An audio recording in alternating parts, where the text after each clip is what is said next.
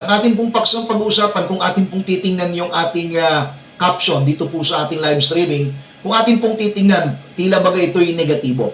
Pero allow me to explain sapagkat ito ay magsisilbing babala sa atin na kumbaga, kung paano tayo kapag merong nararamdaman physically, pumupunta tayo sa doktor, nagpapa-check up upang i-diagnose kung paano gagamutin yung ating sakit o karamdaman. Ngayong gabi, ito pong atin pong pag-uusapan, pag-aaralan, nawa ito po ay magsilbing paalala sa atin upang mabalansin natin, ma-check natin yung ating spiritual status, kung kumusta yung ating kalusugan spiritual. Dahil maaring malusog ka physical, pero kumusta naman yung iyong kalusugan pang spiritual. Dahil ang buhay po ng isang tao, tandaan po natin mga kapatid at mga kaibigan, hindi lamang yan pang physical. Dahil ang sabi nga ng Panginoon, hindi lamang sa tinapay mabubuhay ang tao, kundi sa bawat salitang lumalabas sa bibig ng Diyos. Meaning to say, kung paano mo pinapahalagahan ang iyong physical, ganun din dapat ang iyong spiritual. O kaya mas higit pa nga dapat yung spiritual dahil yung physical may hangganan pero yung spiritual, ito'y eternal ang ating pinag-uusapan dito.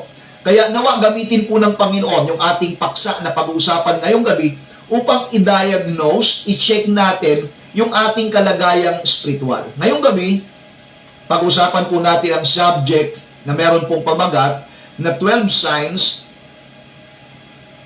if you are dying spiritually. Yan, 12 signs if you are dying spiritually. Meron pong 12 senyales, palatandaan kung ikaw po ba ay namamatay spiritually. O kaya sabihin natin, naghihingalo spiritually. Bakit napakalaga dapat natin itong pag-usapan? Kasi nga, minsan po, hindi natin namamalayan, papuntan tayo doon sa tinatawag nating dying spiritually. Unti-unting pagkamatay. Alam po ninyo yung pagkamatay spiritually, hindi naman po nangyayari yan overnight. Kaya, nawa sa ating pong pag-aaralan, kausapin nawa tayo ng ating Panginoon upang nang sa ganon, may ayos natin.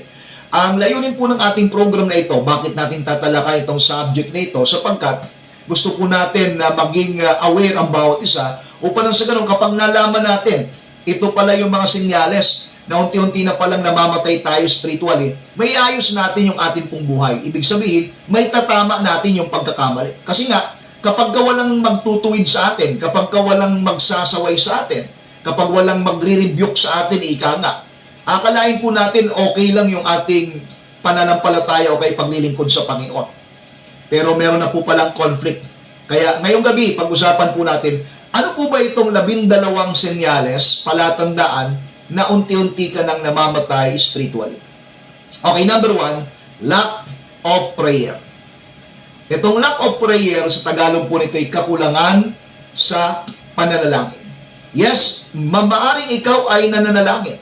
Maybe you are praying, pero you are lack of prayer. Ikaw ay kulang na sa panalangin. Gaano po ba kahalaga ang panalangin? Ang panalangin po mga kapatid at mga kaibigan, ito ay pakikipag-usap sa Diyos. Ito yung conversation with God. At alam naman po natin, napakahalaga ng pakikipag-usap, napakahalaga ng komunikasyon upang maiparating natin sa Diyos ang ating pong saloobin, ang ating papuri, ang ating pasasalamat, o kaya naman yung ating mga pangangailangan. Ang panalangin po mga kapatid, ito po'y direktang komunikasyon natin sa Diyos. Kapag ito'y nawala, o kaya ito'y napuputol, o kaya ay naudlot, nagiging malaking epekto nito sa ating relasyon sa Kanya. Kasi nga, tingin po yung isang tao na hindi na po kinakausap yung kanyang kapwa. Hindi mo na nalalaman kung ano yung kanyang saloobin, hindi mo na alam kung anong tumatakbo sa kanyang isip. Kasi nga, kapag natigil, naputol yung relasyon, ito pong komunikasyon, maapektuhan yung relationship. Kaya nga sabi na Apostol Pablo, manalangin kayong walang patid. Pray without ceasing. 1 Thessalonians chapter 5, verse 17. Ganon po kahalaga ang pananalangin. Ang panalangin po, mga kapatid at mga kaibigan, ito ay kinakailangan gawin nating walang patid. Ito ay praying continuously. Manalangin kayo ng tuloy-tuloy. Kapag ikay nanalangin ngayong araw, bukas magpipray ka pa rin. Susunod na araw, magpipray ka pa rin. At kahit meron pong, kumbaga, kasaganaan, kahit wala kang problema, kahit wala kang hinihiling sa Diyos, napakalaga pa rin ang pananalangin. At dapat mong maintindihan, kapatid at kaibigan, hindi ka lang dapat nananalangin sa panahon na meron kang pangangailangan. Hindi ka lang dapat nananalangin sa panahon na meron kang gustong hingin sa Kanya. Ang panalangin, ito po ay kinakailangan po nating gawin ng tuloy-tuloy. Kasi nga, isa sa palatandaan that you are dying spiritually ay yung kakulangan na sa panalangin. Maaring ang prayer mo, nagpipray ka nga pero wala na po doon yung lalim. Nagpipray ka nga, maaring masyado ng mababaw para pag yung prayer mo ay hit and run prayer. Wala na po yung puwersa, wala na po yung lalim, wala na po yung puso. Yung pakikipag-usap, pakikipag-ugnayan. Napakalaga po nitong ginagawa po natin ng seryoso sa harapan ng Panginoon. Kasi nga, paano tayong papakinggan ng Panginoon kung ang ating pagtawag sa Kanya hindi po natin siseryosohin? Ibig kong sabihin, nakikipag-usap pa sa isang tao. Tapos yung kausap mong tao, parang hindi naman, baliwala naman yung kanyang sinasabi. O kaya yung sinasabi mo sa kanya, hindi naman iniintindi. So, yung mga pinag-usapan nyo, mababaliwala yun. Ganon din po sa Diyos. Kapag walang lalim, hindi sa puso, hindi tayo seryoso doon sa pagtawag natin sa Kanya, huwag natin expect na may Diyos na tutugon. Dahil isa sa tinatawag nating dahilan, o kaya ipalatandaan ng pagkamatay ng spiritual natin, yung kakulangan sa panalangin. Number 1 po yun. Alam niyo po yung prayer, yan po ay inaialin tulad ko sa hangin. Oxygen. Na, kumbaga, nakakalanghap pa ng oxygen, nakakahinga ka. Hindi tayo mabubuhay kapag walang hangin. Hindi tayo mabubuhay kapag hindi tayo hihinga. Yung ganun po kalaga yung prayer. Kaya, we need to pray continuously. Manalangin tayo ng walang patid, manalangin tayo ng tuloy-tuloy. Pangalawang palatandaan na ikaw ay namamatay spiritual, lack of Bible reading. Hindi ka na nagbabasa ng Biblia. Kung yung panalangin, inalintulad ko sa hangin, o kaya yung paghinga natin, ito naman pong pagbabasa ng Biblia, ito naman po yung pagkain natin spiritual. Tingnan niyo po imagine yung isang tao na hindi po kumakain ng gusto. Mapapansin po natin, di ba, may mga bansa talagang nasa kahirapan. Mapapansin mo, napakaraming malnourished na bata. Ano pong dahilan? Sapagkat hindi po nakakakain ng wasto o ng tama. Minsan nga yung kanilang pagkain, isang beses lang sa isang araw. O yung iba naman, tuwing ikatlong araw nakakakain. Kaya makikita mo payat, yung iba butot balat. Now, ang pagbabasa ng Biblia, tandaan po natin, ito ay pagkain pang spiritual. Ito nakakalungkot mga kapatid, mga kaibigan. Maaring ang lusog-lusog mo, ang taba-taba mo physically. Pero yung spiritual mo, payat na payat, butot balat na. Bakit? Kasi nga, yung pong physical, sagana sa pagkain, pero yung spiritual mo, walang kinakain. Isa po sa dahilan, isa sa senyales ng unti-unting pagkamatay spiritual, yung kakulangan, yung hindi pagbabasa ng Biblia. Now, ang salita ng Diyos, ito po yung ating gabay at liwanag. Kapag tayo po'y nagbabasa, kung hindi tayo nagbabasa, nawawala po tayo sa tamang landas. Kapag hindi natin binabasa yung kanyang salita, wala po yung proper guidance o yung liwanag. Sabi nga ng Aklat ng Awit 119 verse 105, ang salita mo'y ilawan sa aking mga paa at liwanag sa aking mga landas. Kaya marami pong mga tao, and even Christians, kapag nawala na po yung kanilang interest sa salita ng Diyos, ando na yung tinatawag nating pagkalihis, pagkaligaw ng landas. Nalilihis na po kasi nga, wala na yung ilawan sa kanilang paa, wala na yung liwanag sa kanilang landas. Ang sabi ng Biblia, yung salita ng Panginoon, ilawan sa ating paa at liwanag sa ating landas. So therefore, kapag hindi ka na nagbabasa ng Biblia, nawawala na yung liwanag sa iyong daraanan, wala nang ilaw sa iyong paa. Ang tendency niyan, pwedeng lumakad ka sa dilim, pwedeng madapa ka, pwedeng matisod ka, or malihis ka ng landas. Now, pangatlong senyales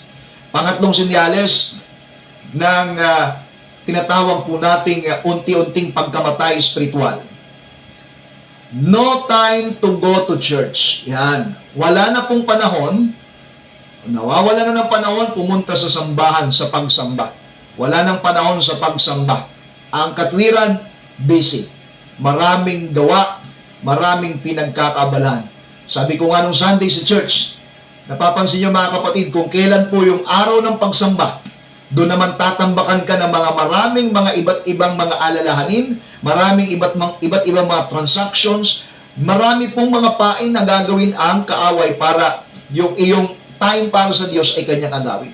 At alam po, isa sa palatandaan that you are dying spiritually is you have no time to go to church. Wala ka ng panahon para pumunta sa church.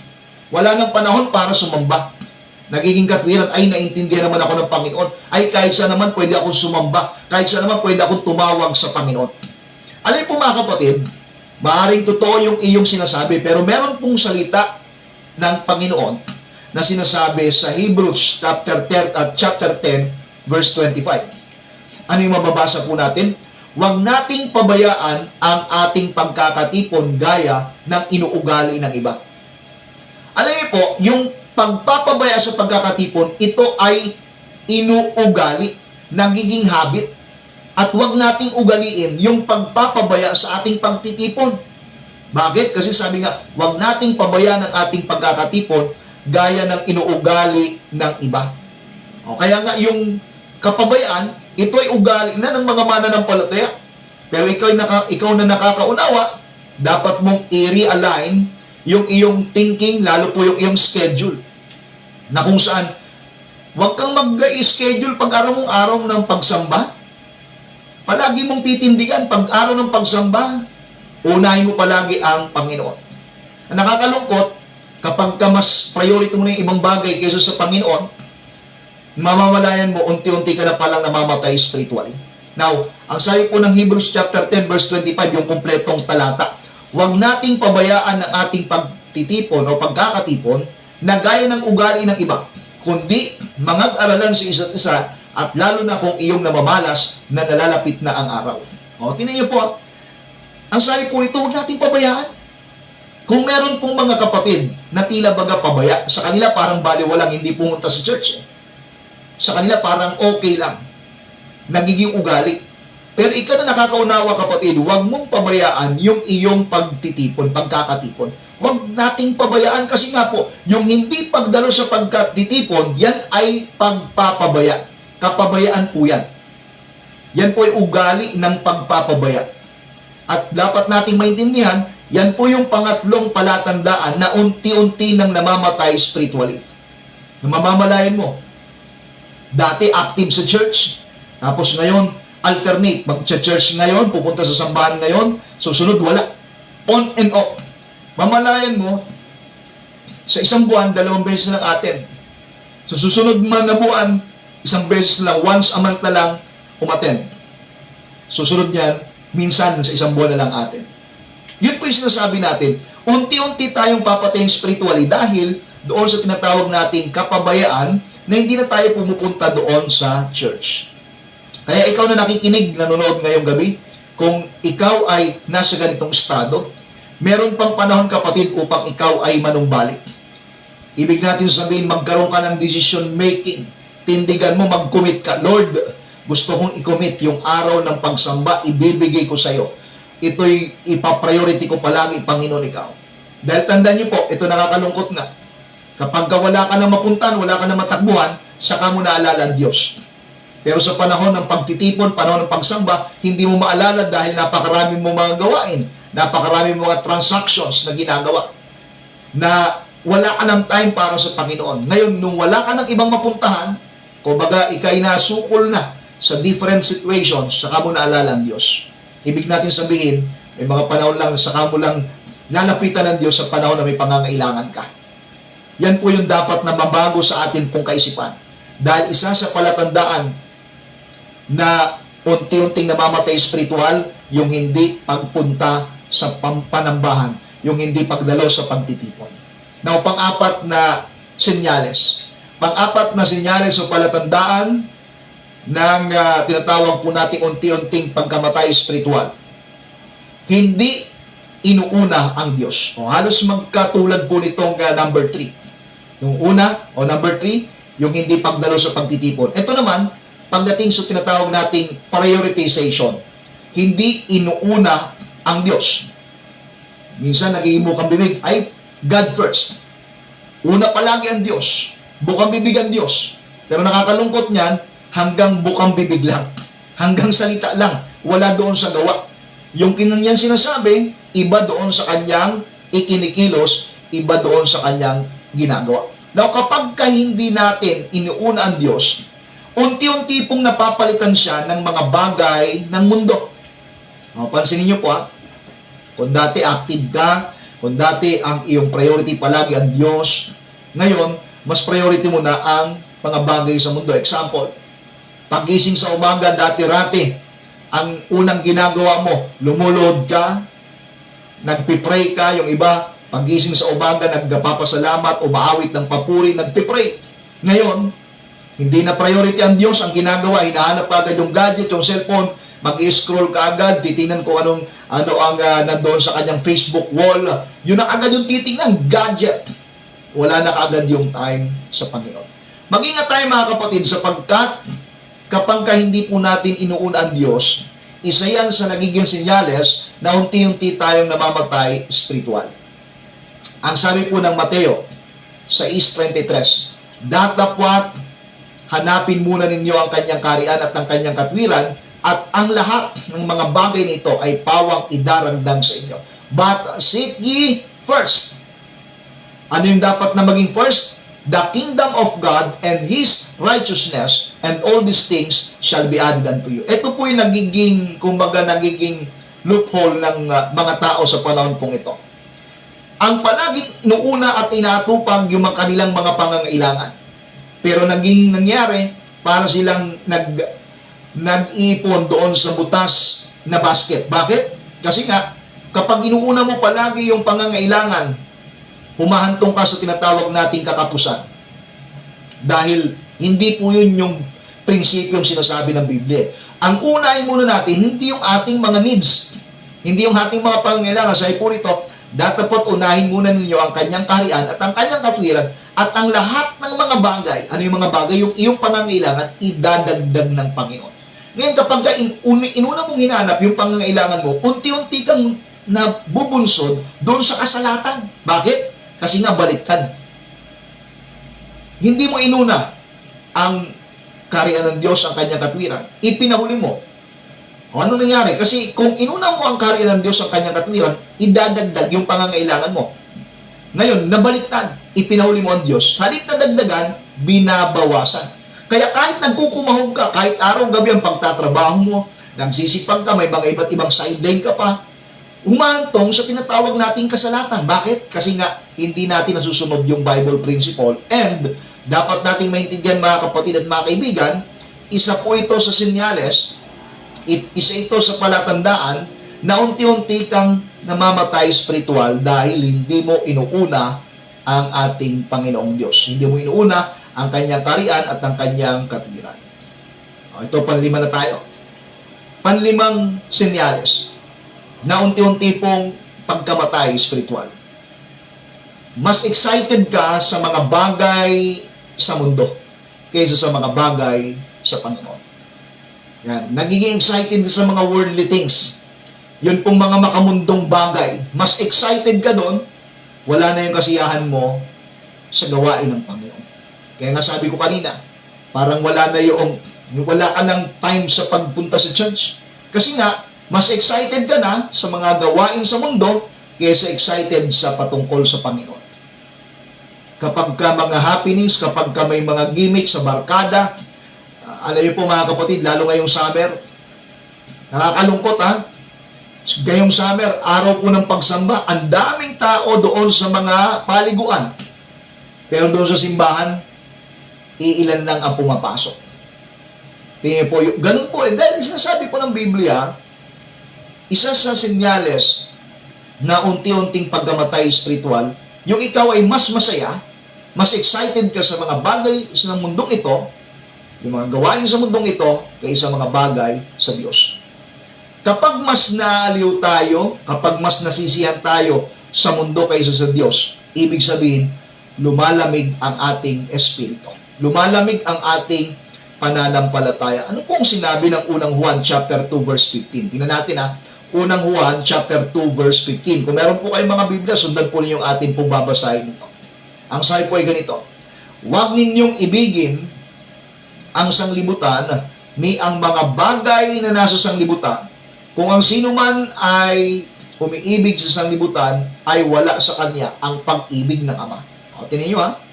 Huwag ninyong ibigin ang sanglibutan. Huwag ninyong ibigin yung mundong ito. Yung mga gawain ng mundong ito.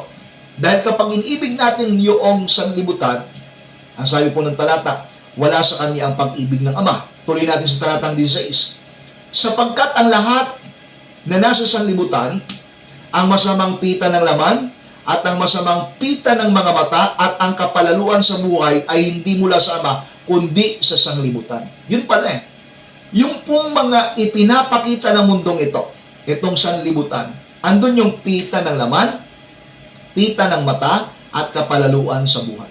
Lust of the flesh, lust of the eyes, and pride of life. Ibig sabihin, isisidus ka talaga niyan. Aakitin ka talaga. Hilahin ka doon sa tinatawag po nating mga bagay na hihila sa iyong pita. Now, dito sa talatang 17. At ang sanglibutan ay lumilipas, at ang masamang pita niyaon, datapwat ang gumagawa ng kalooban ng Diyos ay nananahan magpakailanman. Ang sanlibutan, lumilipas. Yun pong mga gawa sa mundong ito. Maging yung pita, maging yung hilig ng laman, may hangganan po yan eh. Magsasawa din yan. Pero alam niyo po ang sabi ng Biblia, datapot ang gumagawa ng kalooban ng Diyos ay nananahan magpakailanman. Kaya napakagandang ito pong ating pinag-uusapan ngayong gabi. Na kung saan, ma-realign yung ating isipan. Kumbaga maituwid tayo sa mga bagay na dapat nating kumbaga, ugaliin bilang tayo po yung mga mananampalataya. Nasa panlima na po tayo. Pang-anim na senyales ng unti-unting pagkamatay espiritual. Full of excuses. Puno ng mga dahilan o kadahilanan. Kaya po kapag kayong isang mananampalataya, puro dahilan na. Di ba sabi po ng kasabihan, kapag ang tao ayaw, maraming dahilan. Pero kapag ang tao gusto, maraming paraan. At ginagawan talaga ng paraan. Now, isang sa dahilan o isang sa palatandaan na makikita natin sa isang mananampalataya na unti-unti nang namamatay espiritual. Kumbaga yung apoy, unti-unti na pong nawawala yung ningas. Kumbaga sa battery, palobat na. Isa sa senyales po niyan, full of excuses.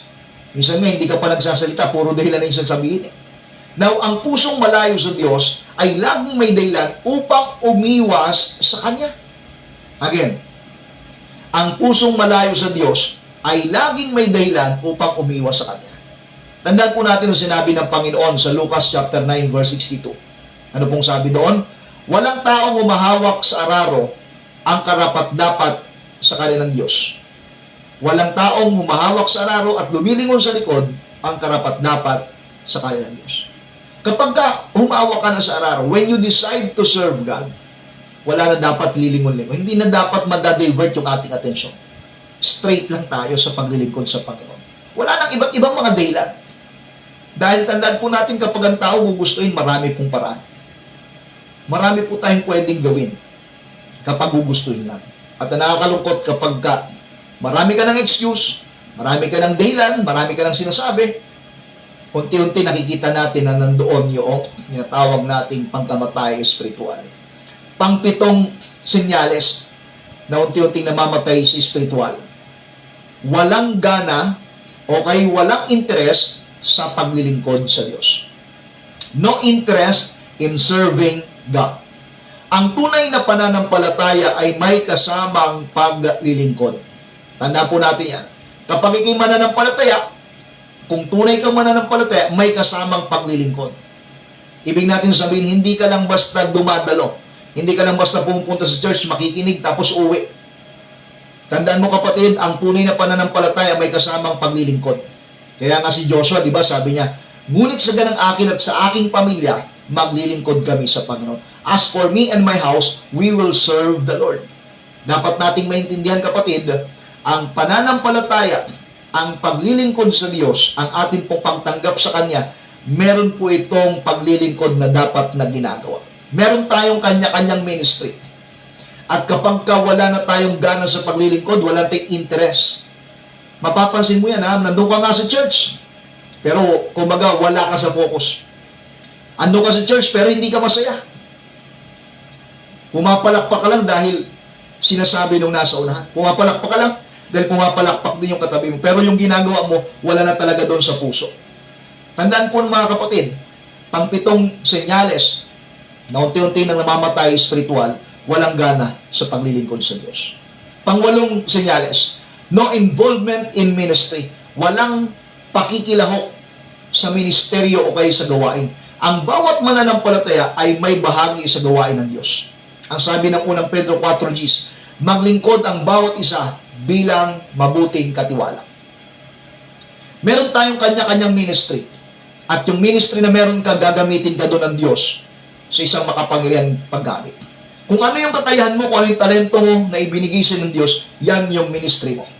Kapag wala ng involvement sa ministry, kapag wala ng involvement sa church, wala ng pakikilahok sa gawain, tandaan mo, yan ay nagiging sign na unti-unting namamatay spiritual. Kaya habang may panahon pagkakataon pa, yung talento, yung kaloob na nasa sayo, ipagamit mo sa Panginoon. Dahil kung nais mong ma-restore yung iyong spiritual life, na kung saan para baga nag-iinalo ngayong gabi sa tulong at biyaya ng Panginoon, muli kang may panumbalik. Pangsyam na sinyales ng pagkamatay spiritual, itong tinatawag nating self-centered. Nagiging self-centered o kaya'y makasarili. Kapag sarili na po ang sentro at nawawala, kumbaga pag ang sarili na po natin ang sentro, kapag ang highlight palagi ay yung sarili natin, nawawala na po yung Diyos sa puso. Tingnan po mga kapatid, bago po ibinagsak si Satanas, di ba palagi yung binabanggit, ako, itatayo ko, hihigitan ko. Parang ako palagi, kumbaga sabi nga, siya po ay graduate ng apology. Yung palagi binabanggit niya, ako kung hindi ko anya ito ginawa, kung hindi ko anya, yung palaging ako yung binabanggit, yung self-centered. Yung para bang itinataas yung kanyang sarili. Alam niyo po, yung pagiging self-centered, yan ang isa sa senyales na unti-unti na nandoon po yung tinatawag nating pagkamatay spiritual. Dapat nga sinasabi natin palagi, to God be all the glory. Sa biyaya ng Diyos, sa kapurihan ng Panginoon, sabang ng Diyos, kaya ako nagawa ang mga bagay nito. Hindi dapat yung ating sarili ang itinataas natin, kundi ang Panginoon. Dahil the more na itinataas natin ang ating sarili, yan ang magiging dahilan ng pagbagsak natin, kapatid at kaibigan. Yan ang magiging dahilan mo ng pagbagsak. Now, kung nais mong ikaw ay promote, itaas ng Panginoon, i-bless ka ng Panginoon, itaas mo siya. Purihin mo siya. Siya yung dapat maluwalhati sa buhay natin. Sabi nga po ng Pilipos 2:4, huwag lamang ang kanya-kanyang kapakanan ang inyong isipin, kundi isipin din natin yung iba. Hindi dapat yung kumbaga ma-highlights kung ano po yung nagawa natin. Kahit nga po doon sa nagpapatotoo sa likod ng pulpito, pag ikinagpapatotoo sa likod ng pulpito, ang ipinapatotoo mo, yung ginawa ng Diyos sa buhay mo, hindi yung ginawa mo. Kita po ninyo ulitin ko. Yung pagpapatotoo sa likod ng pulpito, yung ginawa ng Diyos sa buhay mo, hindi kung ano yung ginawa mo. Yun yung dapat nating maintindihan, kapatid at kaibigan. Huwag tayo maging self-centered, huwag tayo maging makasarili, huwag tayo maging selfish, ika nga. Kundi yung kapurihan ng Panginoon. Isipin natin yung ating pong kapwa, hindi lang yung ating sarili. Pang-sampung dahilan ng unti-unting pagkamatay ng isang spiritual life, ng spiritual na buhay ng isang mananampalataya. Puno na ng pag-alilangan at negatibo, full of doubt and negativity. Ito po yung medyo, kumbaga, makikita niyo po kahit nga sa posting, sa social media. Kapag kayong mga post ay puro negatibo, pagdududa, pag-alilangan, nako, bantayan po natin yan, kapatid. Baka hindi mo namamalayan, unti-unti na palang namamatay spiritually. Now, ang pananampalataya ay napapalitan ng takot at pagdududa. Pag sinabi po natin napapalitan, yan po kasi ay opposite. Ang kabaliktaran ng pananampalataya, pag-aalinlangan, pagdududa at takot. Kapag andun yung pagdududa, pag andun yung takot, andun yung mga negativity, nawawala yung pananampalataya. Yung sabi nga ng Santiago 1:6, ngunit humingi siyang may pananampalataya na walang anumang pag-alinlangan. Kasi nga, kapag humingi ka sa Diyos na may pag-alinlangan, huwag mong isipin tatanggap ka ng anumang mga bagay. Now, kapag ang mukhang bibigyan natin, negatibo, pag-alinlangan, puro'y nag-peace, mapapansin mo, ibig sabihin, yun po indicator na unti-unti nang namamatay yung apoy sa puso mo. Unti-unti ka nang namamatay spiritually. Kasi puro negatibo eh. Puro pag-alinlangan. Puro yung takot yung iyong ini-highlight. Kasi nga, ang pananampalataya, dapat mong tatandaan, yung pananampalataya, nasa positibo yan. Yung pananampalataya, hindi ka nakatingin doon sa kakayahan mo, sa sitwasyon mo, kundi nakatingin ka doon sa pangako at magagawa ng Diyos sa buhay mo. Now, pang-11 senyales ng unti-unting pagkamatay spiritual. Wala nang kagalakan sa pagbibigay. Hindi ka na masaya sa pagbibigay. Kumbaga mabigat na para sa iyo. Parang pagka panahon ng pagbibigay, kung gusto mong umalis. Sabi ko nga, may mga panahon kung kailan magbibigay, saka pa magpupunta sa CR, saka pa mawawala. Nawawala ng kagalakan sa pagbibigay. Kaya sabi ng Biblia, ibigin natin ang Diyos na kung saan tayo po ay nagbibigay ng masaya. God loveth a cheerful giver. Iniibig ng Diyos ang nagbibigay ng masaya. Na kapag nawala na po yung kagalakan natin doon sa pagbibigay, pagtulong, alam po, yan po isang indicator na unti-unti na namamatay spiritual. Kumbaga yung pagbibigay, big deal na sa'yo. Yung pagbibigay, nanghinayang ka na. Kumbaga, kapag kaplinas ka, nanghinayang ka nang ibigay yung para sa Panginoon. Dahil ang iniisip mo, malakihan niya to. Sayang naman niya to kapag ibinigay ko. Tandaan mo kapatid, lahat ng bagay na meron ka, tinanggap mo yan sa Diyos. At kung paano ka pinagpala ng Diyos, kung sino ka ngayon, kung paano ka pinagtagumpay ngayon, tandaan mo kapatid, meron pong mga tao na sa likod na nanalangin upang ikay pagpalain. Hindi ka nagkagayon automatic. May mga taong umiiyak. May mga taong gising ka pa. May mga taong kumbaga nasa panahon na ikaw ay nasa kasiyahan. May panahon mga kapatid, may mga taong ginagamit na nanalangin. Hating gabi, madaling araw, nagpipray para pagpalain ka. Nagpipray para ikay tulungan ng Diyos. Nagpipray para makarecover ka sa iyong sa iyong pinagdadaanan sa buhay. Tandaan niyo po, sa bawat tagumpay ng isang mananampalataya, merong isang Kristiyano, merong isang leader, merong isang pastor na nagpray para ikaw ay magtagumpay. Ang nakakalungkot po niyan kapag wala na yung excitement natin sa pagbibigay. Pagka ang isip at puso mo mabigat na, nanginayang ka na, wala na yung kagalakan. Alam niyo po, yan po ay isang sign na unti-unti nang namamatay spiritual.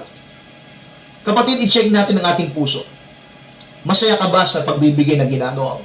Masaya ka ba na sumusuporta sa gawain ng Panginoon? Masaya ka ba kapatid na nakakatulong ka?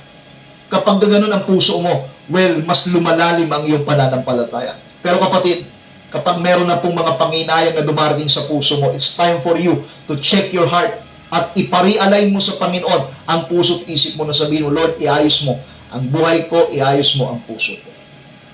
Lastly, panghuling senyales ng unti-unting pagkamatay spiritual, yung tinatawag nating inconsistent. Hindi tapat o kaya po ay pabago-bago. Ang pagiging pabago-bago ay tanda ng kahinaan spiritual. Ang taong may dalawang pag-iisip ay walang tiyaga sa lahat ng kanyang mga lakad. Huwag tayo maging inconsistent. Kapag ikay nag-decide na maglingkod sa Panginoon, pangatawan, tindigan mo na yan. Huwag ka ng urong-sulong. Pag maglilingkod ka sa Panginoon, huwag parang tsa-tsa. Alam po yung tsa-tsa? 1 step forward, 3 step backward. Mas marami pa yung atras kaysa sa abante. Huwag tayong urong-sulong, huwag tayong inconsistent. Di bali ng mabagal. Di bali ng paisa-isang hakbang. Basta tuloy-tuloy at paabante.